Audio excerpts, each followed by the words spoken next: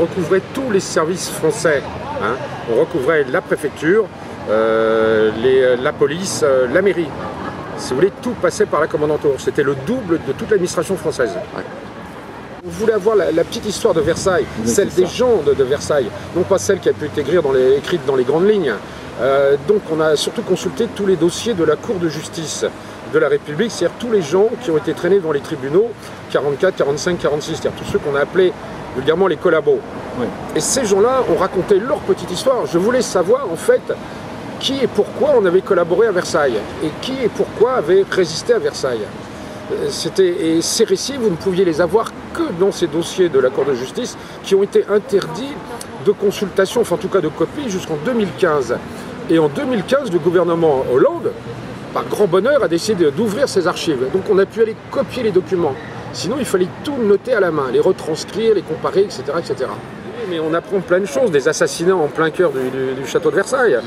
Personne n'en a parlé. Vous lisez l'histoire du parc de Versailles en long, en large, en travers. En fait, il y a un trou de 4 ans sur l'histoire du château de Versailles. Même nos grands spécialistes et historiens de Versailles, vous n'avez pratiquement rien. Alors, pourquoi? Alors, bon, la collaboration s'est passée d'une manière assez correcte ici dans la ville. Pourquoi? Il se trouve qu'en juin 40, on évacue les collections du trésor du musée, etc. Et entre autres, il y avait un fonds d'objets napoléoniens, le chapeau, les épées, une collection de... enfin un trésor napoléonien, qui est évacué par l'armée française. C'est la déroute de 40, et ce camion se retrouve bloqué à Étampes, donc Étampes, là, sonne, oui. Complètement bloqué. Ça. Et il y a un officier français qui fouille le camion et il voit des trucs napoléoniens, des épées, enfin un véritable trésor.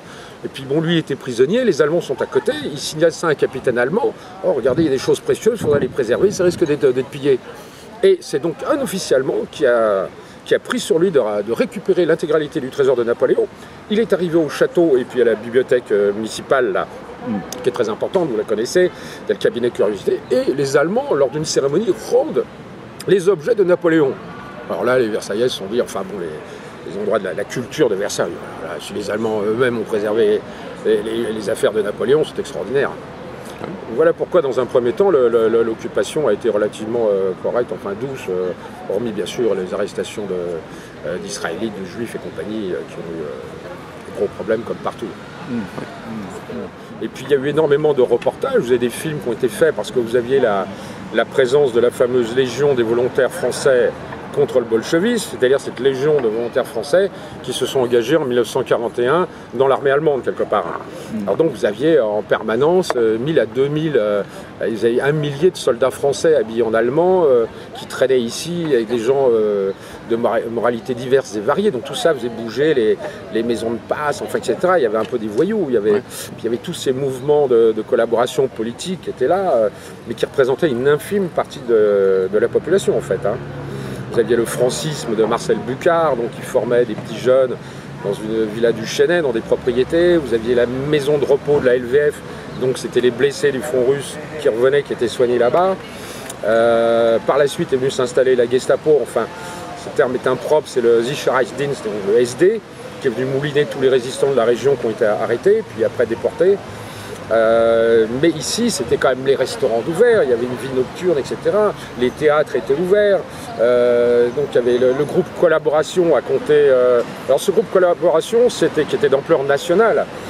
Le directeur, l'un des responsables, c'était Pichard Dupage, c'est-à-dire le directeur de la bibliothèque municipale, du cabinet du musée Lambinet, etc., etc. Et lui, c'est avec l'écrivain Alphonse de Chateaubriand, tous ces gens-là étaient versaillais.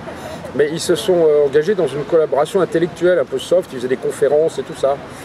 Autre cas particulier, nous avons la première conseillère municipale.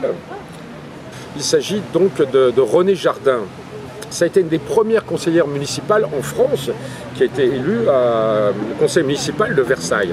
Cette dame était avocate, elle a même défendu le criminel allemand, le dernier guillotiné de la République, enfin en place publique devant la prison Saint-Pierre. Et il se trouve que pendant la guerre, elle était plutôt pétiniste.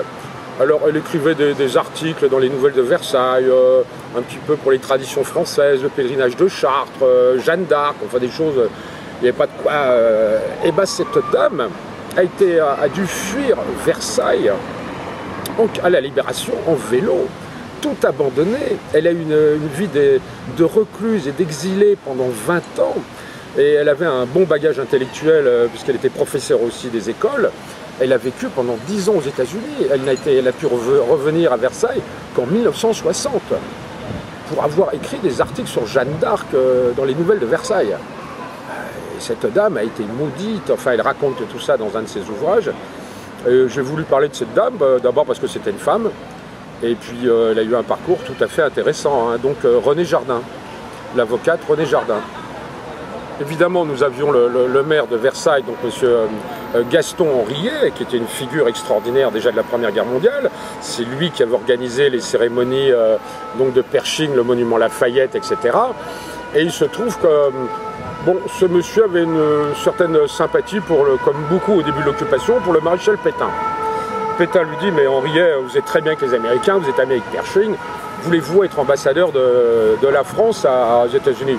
Henriet dit, oui, bien sûr, pas de souci. Donc il se retrouve à notre ambassade de France à Washington, etc., etc. Bon, très bien en cours auprès des Américains. Arrive l'attaque américaine sur l'Afrique du Nord, enfin la libération de l'Afrique du Nord par les Américains en 1942. Forcément, les relations diplomatiques sont coupées entre l'Amérique et Vichy. Et Henriet se retrouve un peu là-bas. Les Américains viennent le voir. On dit donc maintenant, on rigole plus. Henriet, écoutez, on cherche quelqu'un pour représenter la France parce que De Gaulle, on n'aime pas tellement. On vous propose le grade de général. Vous allez former une légion française des combattants, etc. Et voilà. Et cette personne. Et alors, Henriet a refusé la proposition américaine, alors qu'il était vraiment très aimé avec les Américains. C'est un véritable déchirement. Il a voulu rester fidèle à Pétain. Donc il a été extradé, échangé contre d'autres diplomates via le Portugal. Il est rentré à Versailles.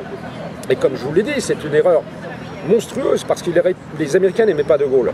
Alors, ils ont pris Giraud, tout ça, mais ils auraient pris Henriet, qui était une figure beaucoup plus symbolique et rassembleuse que De Gaulle à ce moment-là. Henriet revient ici. Entre-temps, il avait été nommé le maire qui a remplacé Henriet pendant son absence aux États-Unis, s'appelait Fourcault de Pavant. Fourcault de Pavant fait son boulot, comme tout le monde, bon, un petit peu vichiste, enfin, comme tout le monde au début de l'occupation, etc. Sa femme fait de la résistance. Madame Fourcault de Pavant fait de la résistance. Elle fait des faux papiers pour des juifs, des gens des exclus, pour des prisonniers libérés, etc. Dont elle aurait balancé, etc. Elle se retrouve à Ravensbrück. Madame Fourcault de Pavant revient de Ravensbrück en pyjama, vraiment squelettique. Elle est libérée. Entre-temps, son mari a été viré de la mairie de Versailles, parce qu'à ce moment-là, il y a une faction obscure de la résistance, plus ou moins communiste, qui a viré les deux maires de Versailles, qui sont partis. Alors, il n'y a pas eu de procès, hein, parce qu'on n'a rien eu véritablement à leur reprocher. Et ils sont partis en exil, l'un en Afrique du Sud. Henriet a passé 20 ans en Afrique du Sud. Et l'autre est parti en Allemagne ou sur la Côte d'Azur. Fourcault de Pavant est parti en occupation en Allemagne. Donc voilà comment s'est terminée l'histoire des maires de Versailles sous l'occupation. Où est-ce qu'on peut trouver vos livres? Alors les deux livres, ils devraient être normalement chez Gilbert Jeune, donc rue de la Paroisse. Et sinon, ils sont chez notre ami, là, le Facteur Cheval, rue des États Généraux. Voilà. Merci de m'avoir reçu.